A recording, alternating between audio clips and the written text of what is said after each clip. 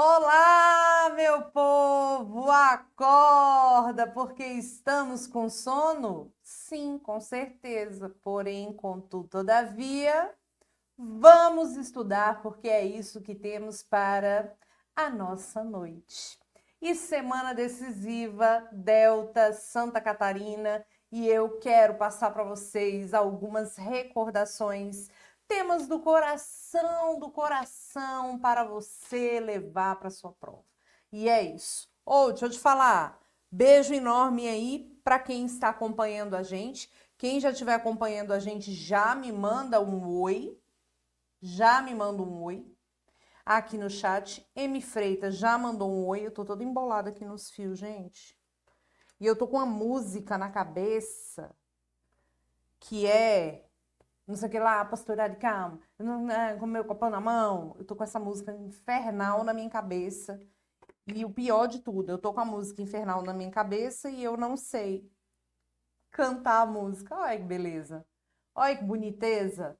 E é sobre isso. Gente, tive a incumbência aqui agora de conversar com vocês sobre direito civil para a prova de vocês. Orival, um beijo, viu? Orival, Mariana, um beijo também. Boa noite para vocês que estão aí acompanhando os meus guerreiros, que estão junto comigo. E é isso. Vamos fazer algumas recordações importantes? O que você acha? Temas queridos de prova. Vamos embora? Olha só. O momento hoje é para a gente recordar e amar. Vamos aqui no nosso material? Olha como eu tô bonitinha aqui, olha. Oh, sou Joe. Vamos lá, Brasil. O que temos, então, para recordar?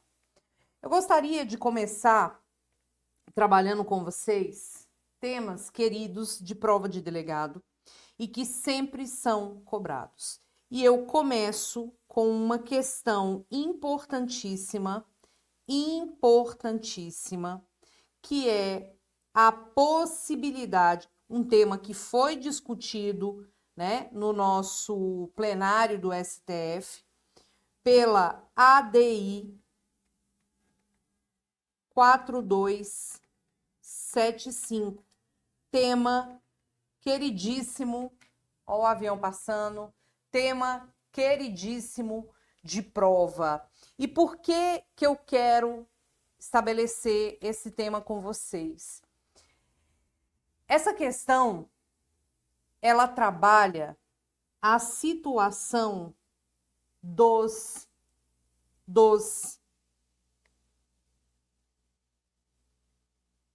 transgêneros, tá? A questão dos transgêneros e a possibilidade de alteração do prenome e do sexo no registro civil, por autodeclaração. Só que tem um detalhe. Por autodeclaração. Só que tem um detalhe. Independentemente de cirurgia de transgenitalização e independentemente de autorização judicial. Por que eu inauguro o nosso encontro falando deste tema? Porque é um tema relacionado aos direitos de personalidade. E nós sabemos que os direitos de personalidade estão estampados no Código Civil, nos artigos 11 a 21, em um rol completamente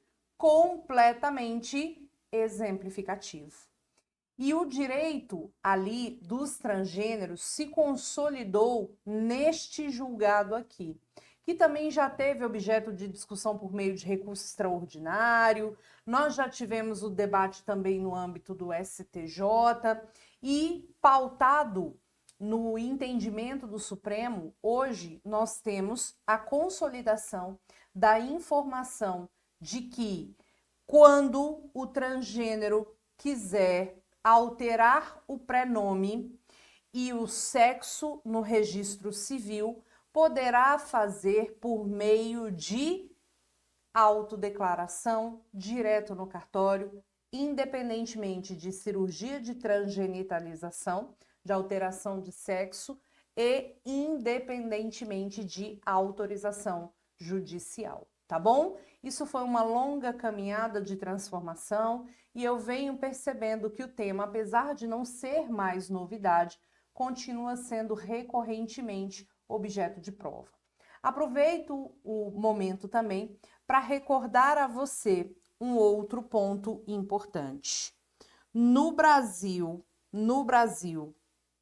a gente tem que lembrar de um recurso extraordinário, também aqui para a gente lembrar do posicionamento do Supremo Tribunal Federal no julgamento do recurso extraordinário 1.010.606, lá do Rio de Janeiro, no qual o STF consolidou que no Brasil não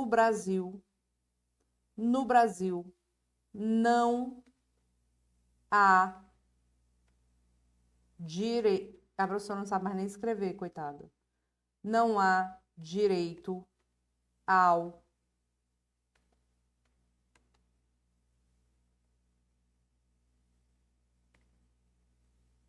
esquecimento, tá? Veja que o Supremo, no julgamento do caso Aida Cury, entendeu que é completamente incompatível com a nossa Constituição a ideia de um direito ao esquecimento, tá? Que seria o poder de evitar que fatos que digam respeito à sua vida sejam divulgados. E por que que no Brasil não tem a compatibilidade? E eu discordo do posicionamento do Supremo, mas como civilista, mas a gente não está aqui para debater com a banca, né? E sim afirmar o entendimento majoritário. E por que que no Brasil não há o direito ao esquecimento? Porque no Brasil a gente tem a prevalência da não censura. E pautado nesse mesmo ponto, a gente não pode deixar de lembrar da ADI 4815, que é a das biografias, mais uma vez mencionando aqui a não censura. Então, a gente teve o julgamento e nos debates sobre o direito ao esquecimento, foi mencionado também o posicionamento da ADI 4815, que foi a ADI na qual o Supremo Tribunal decidiu que não é necessário o pedido de autorização do biografado para publicações das biografias. Tampouco, se o biografado morto for, a autorização dos familiares. Não há necessidade de autorização, então, para publicação de biografia. Mas, lembrando, né, e muito bem lembrado pelo nosso ministro Barroso, a oportunidade, ao tempo desse julgamento, que os excessos, sim, serão sempre punidos. Porque o ato de biografar, ele é um ato de estabelecer o verossímil ou o que seja realmente verídico. Os excessos sempre devem ser efetivamente punidos, tá? E aí, gente, o que que acontece nesse ponto? Não precisa de autorização. O Supremo fez nada mais, nada menos do que estabelecer uma interpretação conforme aos artigos 20 e 21 do Código Civil, tá bom? Aos artigos 20 e 21 do Código Civil. Em tempo, eu gostaria de lembrar a você que geralmente em prova de delegado sempre cai algo relacionado à súmula 227 do STJ. Essa súmula diz que a pessoa jurídica sofre dano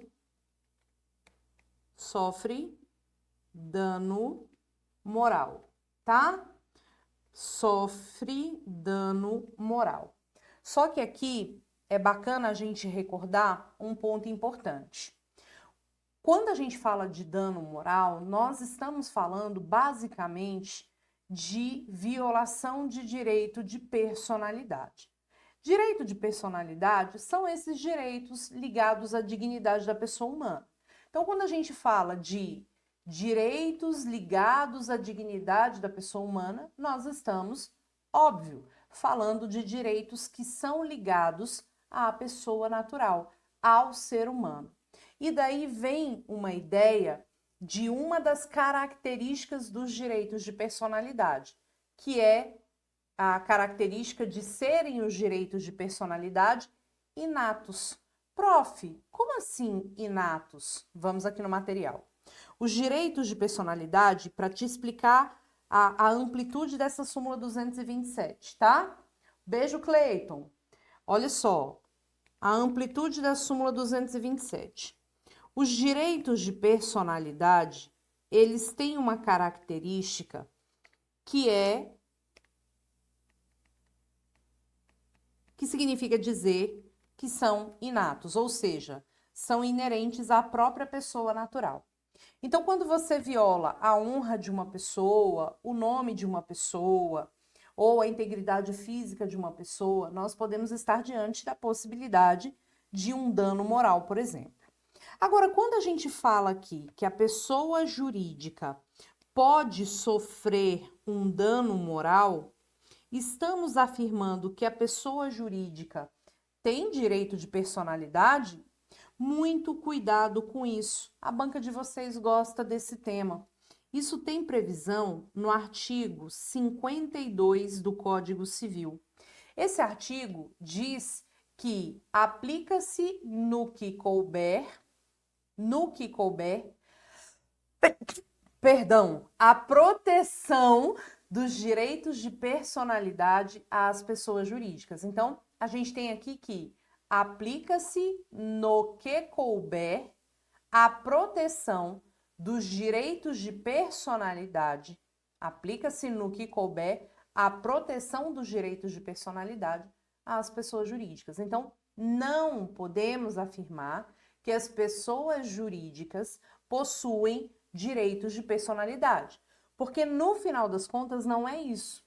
O que a gente pode afirmar é que a proteção dada aos direitos de personalidade pode alcançar efetivamente o quê? A pessoa jurídica. Ponto. Então, quando a gente fala da súmula 227, nós não estamos falando que a pessoa jurídica tem direito de personalidade.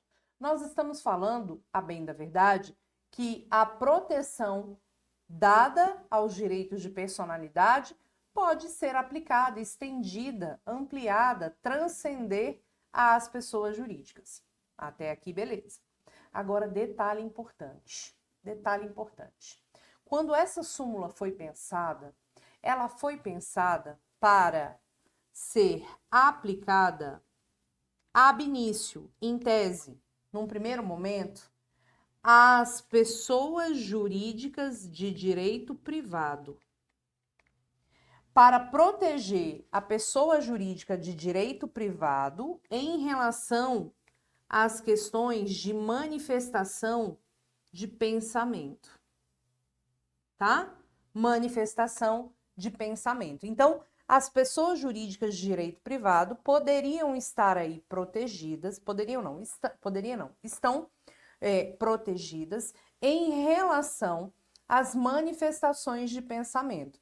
E aí a gente lembra da ideia do nome de uma PJ, da honra objetiva, tá? Da honra objetiva, porque veja, nós temos dois tipos de honra. Nós temos a honra objetiva e a honra subjetiva. A honra objetiva é o sentimento que as pessoas podem ter de desprezo, por exemplo, contra você. E a honra subjetiva é o autodesprezo que você pode desenvolver a partir da fala ou da publicação de uma determinada pessoa. E aí, o que acontece nesse ponto? A pessoa jurídica não tem como sofrer pela violação da honra subjetiva. Ela pode sofrer pela violação da honra objetiva. Até aqui tudo bem?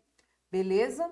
Mas nós temos que puxar um OBS, que inclusive teve uma prova de delegado, mas foi pela banca CESP-Sebrasp, no qual foi cobrado isso, e a gente precisou recorrer porque a banca não soube cobrar. Sabe o que a banca falou?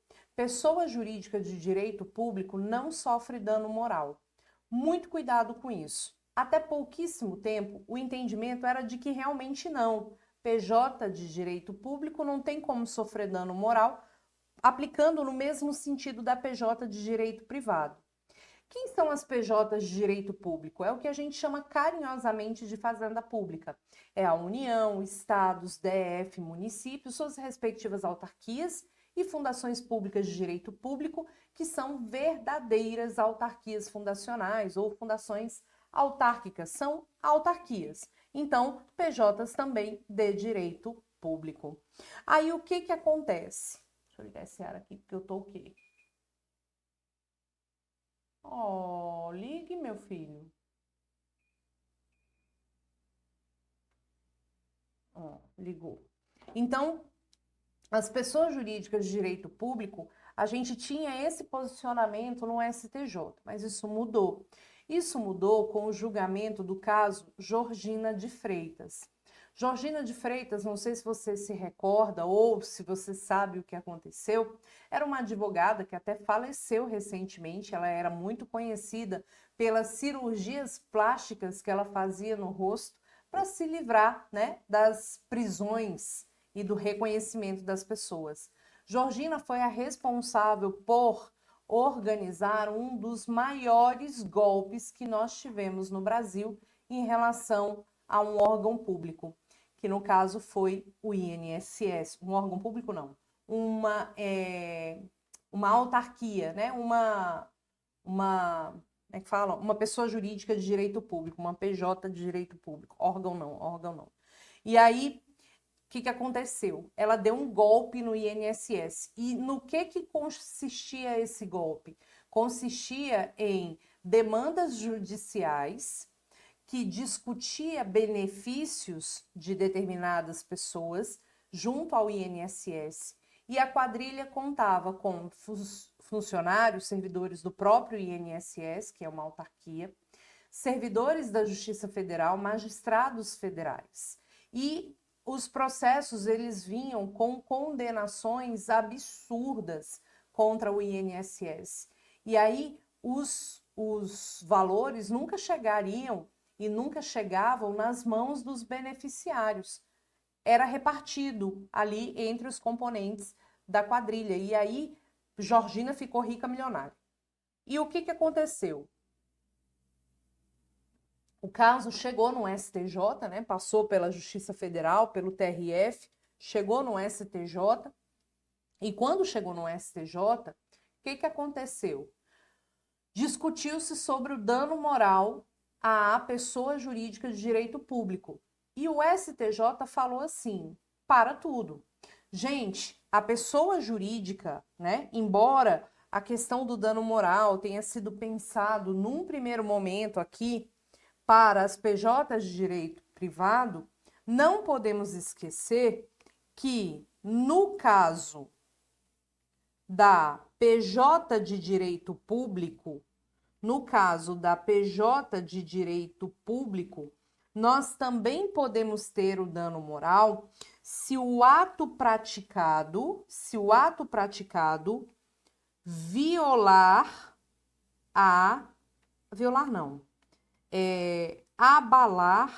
abalar a credibilidade institucional e o dano à sociedade for um dano evidente, tá? Então, para o STJ, o posicionamento moderno é que, em relação a manifestações, liberdades de pensamento, e a pessoa que está manifestando o pensamento extrapola ali, você tem a PJ de direito privado como a pessoa que pode sofrer o dano moral. Agora, no que tange a PJ de direito público, ela também pode sofrer o dano moral sempre que houver um abalo institucional na sua credibilidade. O ato praticado contra aquela pessoa jurídica de direito público abala a credibilidade institucional, põe em xeque a credibilidade institucional, causando um dano social enorme, evidente, claro, como foi o rombo bilionário que Georgina deu no INSS, ok? Então, não obstante os direitos de personalidade serem direitos dedicados ao ser humano, à pessoa natural, existe uma transcendência da proteção desses direitos a ser aplicada às pessoas jurídicas. Sobre liberdade de pensamento, às PJs de direito privado. Mas quando o ato praticado abalar fortemente a credibilidade institucional de uma PJ de direito público e o dano social for evidente, de fato, o dano moral também poderá ser fixado. Tá certo? Detalhe do coração, meu Brasil. Detalhe do coração. Se quiser dar o print nessa tela, fica à vontade, dá o print nessa tela, mas eu quero conversar com você sobre um outro ponto. Nós sabemos, ainda em tempo, que quando a gente fala de pessoa natural, nós precisamos lembrar que nós temos duas situações. Nós temos a questão das pessoas capazes e dos incapazes. Apenas para resumir aqui um ponto. Quando a gente fala que alguém é capaz, veja, quando a pessoa nasce com vida, ela adquire personalidade jurídica, que é uma aptidão genérica para titularizar direitos e deveres, adquire capacidade de direito no mesmo momento, que é uma capacidade de gozar esses direitos e deveres, e quando ela adquire a capacidade de fato aos 18 anos, ela passa a ser capaz. Agora, pode acontecer de termos uma pessoa que tem personalidade jurídica, óbvio, e capacidade de direito, claro, mas não tem a chamada capacidade de fato, tá? Não tem a capacidade de fato. E aí, nesse contexto, a gente entra nos chamados incapazes. Roberta, quem são os incapazes? Primeira dica, eu vou botar aqui, ó, primeira dica do coração para você. Primeira dica do coração para você. Não caia no peguinha de prova, principalmente a sua banca, porque não existe incapaz de direito. Não existe incapaz de direito, tá? Veja que o incapaz é quem não tem capacidade de fato, que também é chamado de capacidade de exercício. E o nosso coração número 2 aqui, que já nem é novidade. Pessoa com deficiência é capaz. Pessoa com deficiência é capaz. Então, a pessoa com deficiência pode casar, pode ter filhos, pode decidir sobre o seu planejamento familiar, pode celebrar os seus contratos, pode fazer o que ela quiser da vida. Ela é capaz. Quando você olha para uma pessoa, você percebe que ela tem uma deficiência, qualquer que seja.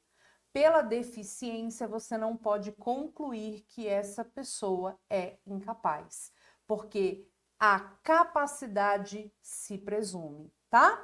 A gente saiu de uma vulnerabilidade para uma dignidade da pessoa com deficiência. Uma proteção de vulnerável para uma proteção de dignidade da pessoa humana. Então, quem são os incapazes? O Estatuto da Pessoa com Deficiência alterou em 2015, com vigência em 2016, janeiro de 2016, o rol dos incapazes do artigo 3º e do artigo 4º. Observe o seguinte, hoje, no artigo 3º do Código Civil e no artigo 4º, nós temos a dicção de quem são os incapazes. Recorde comigo, porque eu sei que é um tema que vocês deixam de lado, até porque é direito civil, né? E delegado geralmente não curte muito direito civil. Então, artigo 3º, nós temos o absolutamente incapaz. E quem é o único absolutamente incapaz que nós temos hoje? O menor de 16 anos, tá? O menor de 16 anos. E quem são os relativamente incapazes? São aqueles que têm entre 16 e 18 anos, são os ébrios habituais, são os toxicômanos, que são os viciados em tóxicos, são aqueles que, por causa transitória ou permanente, não manifestam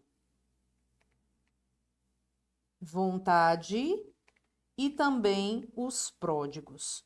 Veja que tudo no direito civil gira em torno da manifestação de vontade. É o direito que mais reflete a autonomia da vontade do particular. Então, quando é que alguém é considerado incapaz? Quando essa pessoa não tem condições de manifestar vontade. O menor de 16 é considerado por nós do direito civil, considerado não, conceituado por nós do direito civil como menor impubere. E o de 16 a 18 é chamado de menor pubere, porque a gente leva aqui uma consideração de puberdade, ele alcançou a puberdade, não alcançou a puberdade, algo nesse sentido. E não confunda as nossas idades com as idades do ECA, que é o Estatuto da Criança e do Adolescente, você sabe muito bem, porque lá nós temos o conceito de criança até os 12 incompletos e o conceito de adolescente dos 12 aos 18 incompletos. E tudo isso tem uma repercussão no direito penal, né? Lá nas medidas socioeducativas, por exemplo. Então, muita cautela nesse ponto. Lembre-se sempre que quando um absolutamente incapaz pratica um ato sem o seu representante, este ato é um ato nulo, estampado no artigo 166, inciso 1 do Código Civil. E quando relativamente pratica um ato aqui sem o seu representante, que a gente chama nesse caso de assistente, o ato é anulável, de acordo com o artigo 171, inciso 1 do Código Civil. Só que devo eu lhe dizer que essa criaturinha aqui, ó, o menor pubere, de 16 a 18 anos, ele pode sozinho, ou seja, mesmo sem um representante, ele pode sozinho ser testemunha, ele pode fazer o próprio testamento e ele pode também aceitar contrato de mandato. Contrato de mandato. Tá no 666 do Código Civil, tá bom? E aí, a questão que chegou no STJ foi o seguinte. Foi até uma questão envolvendo a Defensoria Pública. O que rolou? a filha tinha um pai que tinha uma doença mental. Eu acho que era um quadro demencial. E a filha ajuizou uma ação pedindo a curatela desse pai, né? Que o juiz ordenasse a curatela do pai.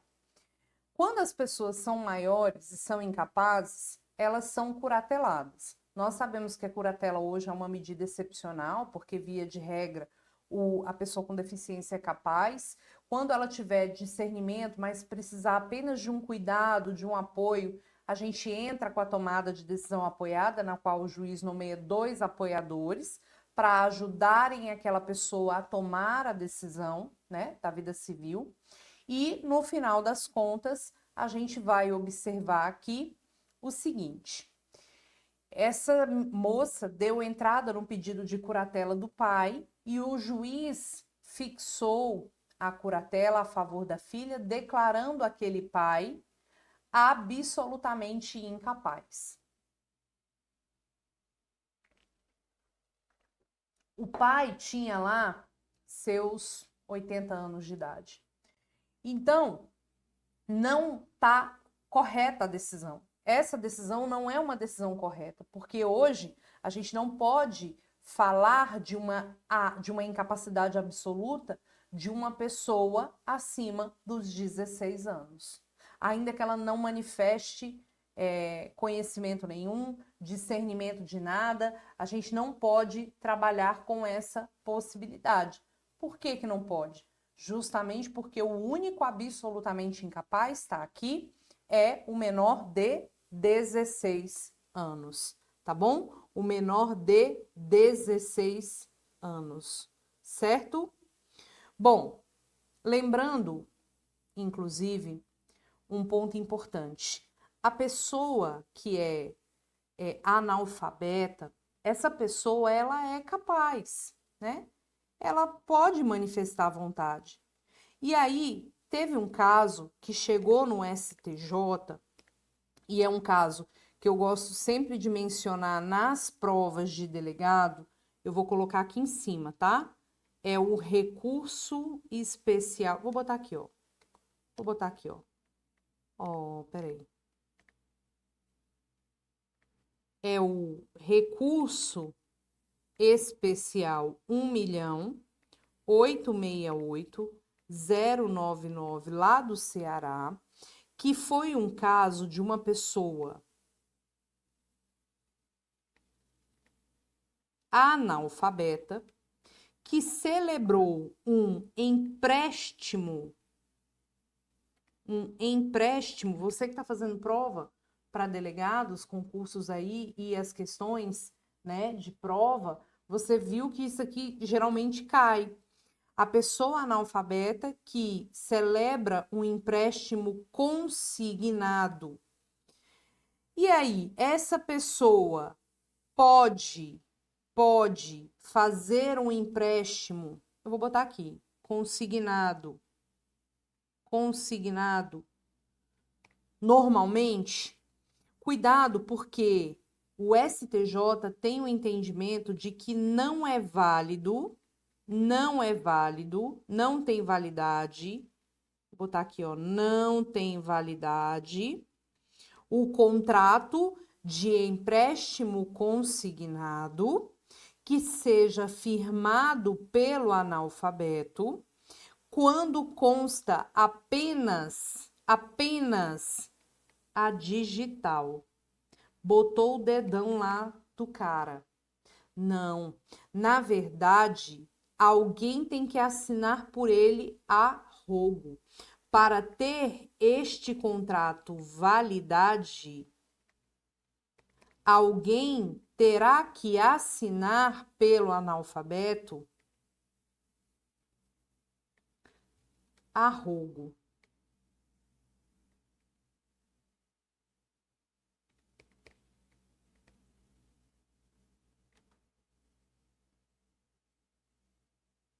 A Luana perguntou aqui, no caso de uma decisão incorreta do juiz quanto à tutela de um idoso consideravelmente capaz, é possível recorrer?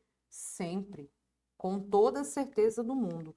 Inclusive, se no momento da decisão aquela pessoa é considerada incapaz, tá certa a decisão, beleza, mas se a capacidade dela volta, é possível o levantamento da curatela.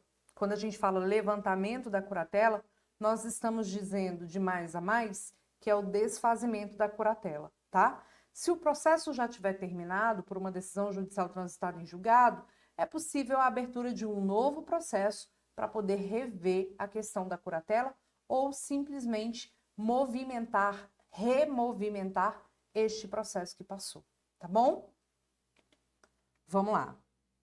Cuidado com isso. Então, esse é um recurso especial bastante interessante, tá? Outra coisa também que geralmente é cobrado nas provas de delegado é sobre o fenômeno da prescrição. Quando a gente fala de prescrição, a gente está falando do passar do tempo. E aí é bom a gente lembrar que prescrição é um reflexo do tempo, mas você nunca pode confundir com decadência, tá? Nunca pode confundir com decadência, porque na verdade a decadência ela é uma situação de perda do próprio direito. Quando passa um prazo decadencial, você perde o próprio direito. Inclusive, algo que foi alterado recentemente na Lei de Registro Público em relação ao nome. Antes de 2022, junho de 2022, que foi quando ocorreu a alteração da LRP, da Lei de Registro Público, a gente tinha que era possível alterar o prenome ao completar 18 anos pelo prazo decadencial de 1 ano. Então, quando eu completasse 18 anos, se eu não quisesse me chamar Roberta, quisesse me chamar Patrícia, eu poderia ir ao cartório alterar o meu prenome, sem decisão judicial, sem nada disso, mas eu tinha um prazo de 1 ano. Hoje, você pode alterar o seu prenome a partir dos 18 anos a qualquer tempo, direto no cartório. Não tem mais esse prazo. Mas eu exemplifiquei a regra que a gente tinha para te contar que prazo decadencial é aquele prazo que é muito grave no direito civil. Se você deixa passar o prazo de decadência, acabou, já era, acabou, tá bom?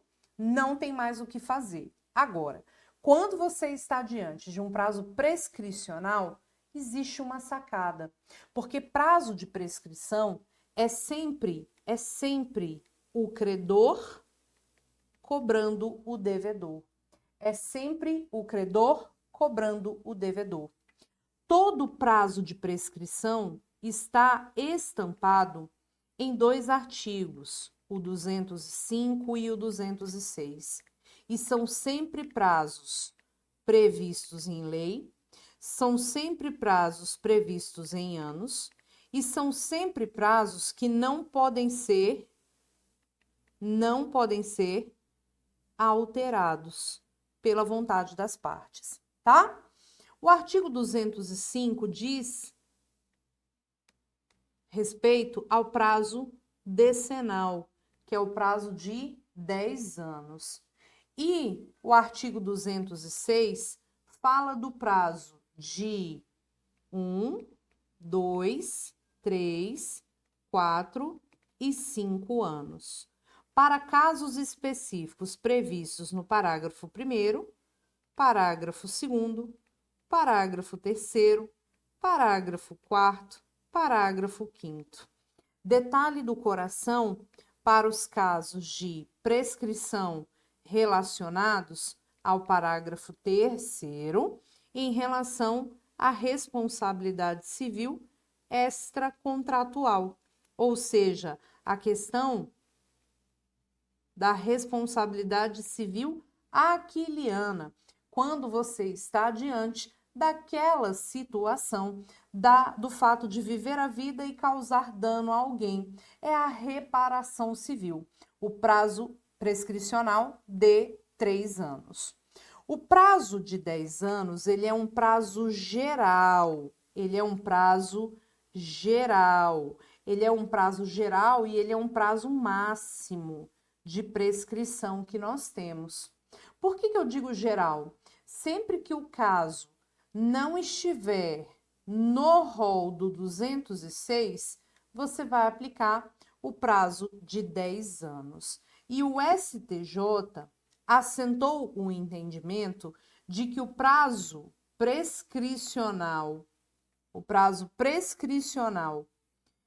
para responsabilidade contratual, os danos decorrentes do, por exemplo, de um inadimplemento contratual, é de 10 anos. Então, muito cuidado para o caso de responsabilidade contratual, que eu aplico esse prazo decenal de 10 anos, posto que não tem previsão no 206, e a questão da responsabilidade extracontratual, da reparação civil, tá? Do fato de viver a vida. E por ser uma prova de delegado, e nós estamos aqui nesse contexto, eu gostaria muito que você lembrasse da súmula 647 do STJ. E como eu tô ficando um pouco lelé da cuca, eu vou confirmar se é essa mesmo, né, gente? Eu tô meio esquecida das coisas. Aqui, ó. Oh, Deus! Súmula 647. STJ. Porque eu digito igual a tartaruga ninja, né, gente? Com os dedinhos assim. É essa súmula mesmo. O que acontece? Quando alguém viola sua integridade física, sua integridade intelectual, sua integridade moral, né, psíquica, na verdade, por força de um ato praticado, você tem um prazo de 3 anos para poder exigir a reparação civil. Então, imagina que alguém te agride fisicamente ou acontece algo do tipo, você está diante de uma responsabilidade extracontratual. Bateu o carro, machucou uma pessoa, responsabilidade extracontratual. Nesses casos, você tem um prazo de 3 anos para cobrar a dívida, de acordo com o artigo 189, contando da ocorrência do fato, sempre levando em consideração a tese da accionata, que seria a vertente subjetiva do direito de agir aqui. Se levando em consideração a ciência, né, do fato e o seu autor. A súmula 647 é uma súmula muito importante para a prova de polícia, porque ela fala da imprescritibilidade das demandas indenizatórias que possam ser promovidas em face do Estado quando decorrentes de pedidos de indenização por força da ditadura militar e perseguições políticas e torturas oriundas do regime ditatorial. Essa súmula diz o seguinte: são imprescritíveis as ações indenizatórias por danos morais e materiais decorrentes de atos de perseguição política. São imprescritíveis, doutores. É imprescritível. Tudo bem?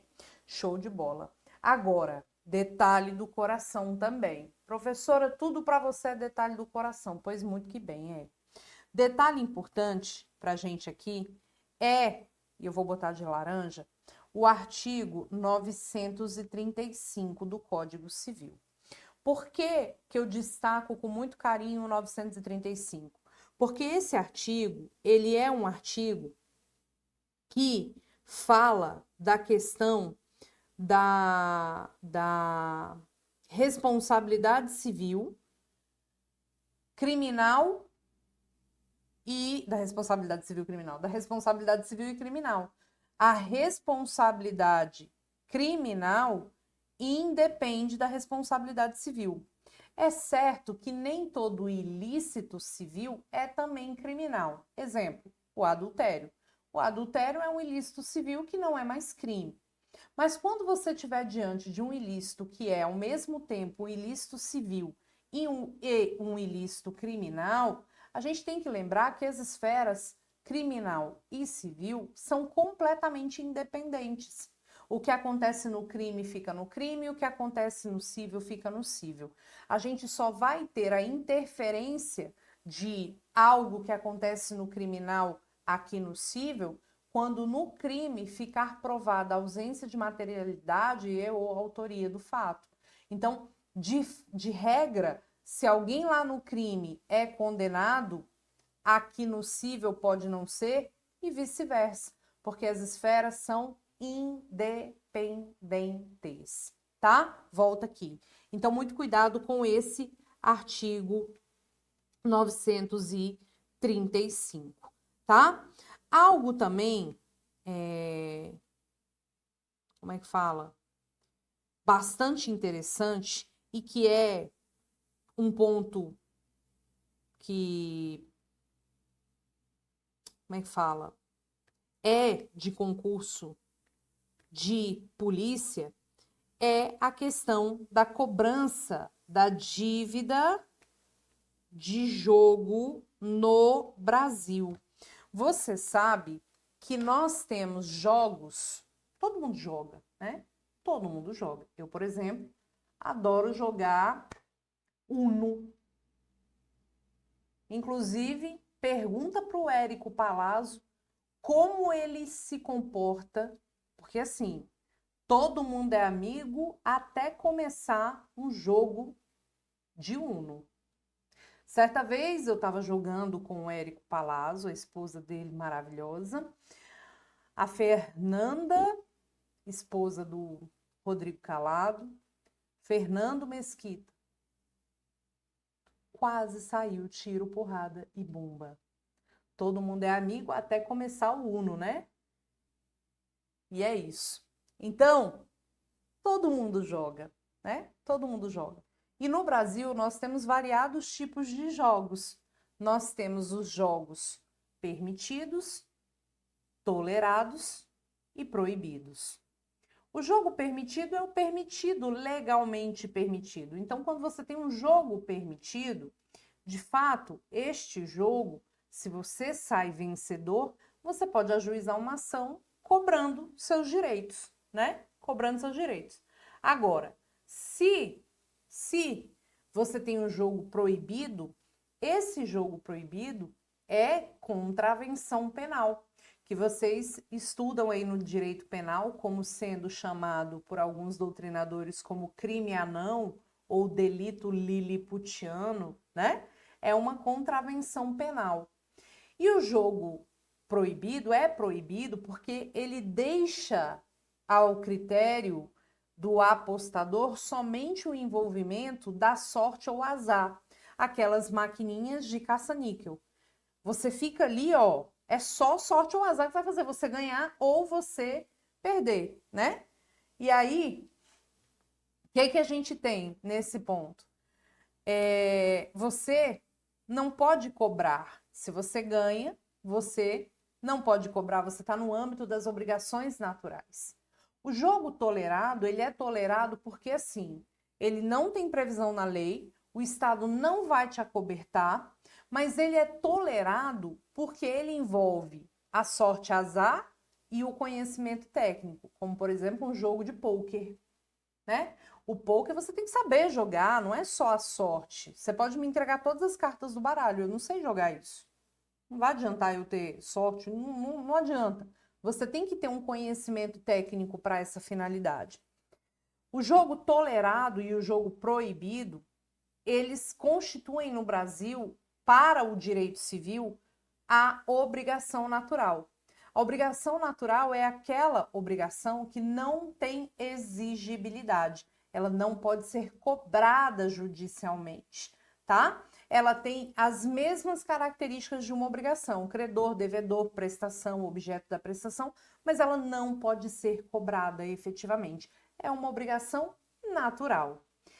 A primeira pergunta é: se o devedor paga voluntariamente uma obrigação natural, sem mesmo saber que não precisava fazer o pagamento, poderá ele pedir de volta o que pagou? A resposta é não, porque o pagamento voluntário de uma obrigação natural não caracteriza pagamento indevido. Nani não, tá? E eu só posso pedir de volta o que eu paguei quando se tratar de pagamento realmente indevido, tá bom? Aí eu te faço uma outra pergunta. Eu te faço a pergunta da questão do jogo. O cara foi lá para fora do Brasil, lá em Vegas, chegou lá, apostou e pá e tal. Perdeu e voltou para o Brasil. Voltou para o Brasil e não pagou a dívida lá. A minha pergunta é: a dívida que foi contraída lá pode ser cobrada aqui no Brasil? Detalhe, sim. Por que a dívida lá pode ser cobrada no Brasil, mesmo sendo dívida de cassino? Porque a lei do local onde a obrigação foi constituída, quase que não sai. A lei do local onde a obrigação foi constituída é que vai reger as obrigações. E lá onde ela foi constituída, em Vegas, é legal. Ela foi legalmente constituída.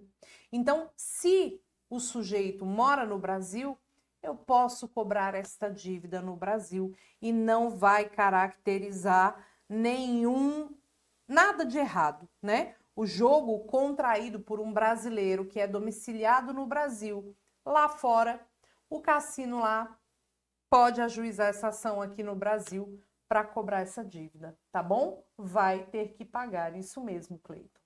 E é isso. Passou rápido, né? Antes do nosso encontro, eu estava aqui bocejando. Deus, que sono, que sono, que sono. Mas deu tudo certo. Eu nem bocejei nenhuma vez, mas agora tá me dando vontade de bocejar, porque quando a gente começa a falar de bocejo, aí, Jesus, é quando começa o negócio. E aí a gente não para nunca mais. Com certeza você vai bocejar aí na sua casa agora também. Quer dar um print na tela sobre as coisas que a gente escreveu?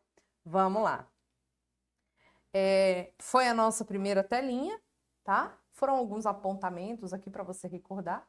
Espero que você tenha gostado aí do nosso encontro. Dá o print. Telinha número 2. Se você quiser dar o print também. E telinha número 3, o seu print categoria. Certo, doutores? E é isso. Espero que vocês tenham uma semana muito próspera, muito frutuosa, que o dia da sua prova está chegando. Eu tenho certeza que vai dar certo. E termino o nosso encontro de hoje mencionando uma partezinha de uma música que eu amo demais, que é Lua de Cristal. Roberta, você vai citar Xuxa? Vou. E essa letra, ela é super linda e tem uma parte que diz assim: tudo que eu quiser, o cara lá de cima vai me dar. Me dá toda a coragem que puder, que não me falte forças para lutar. Sejam imparáveis e um beijo da Prof. Roberta. Tchau, tchau.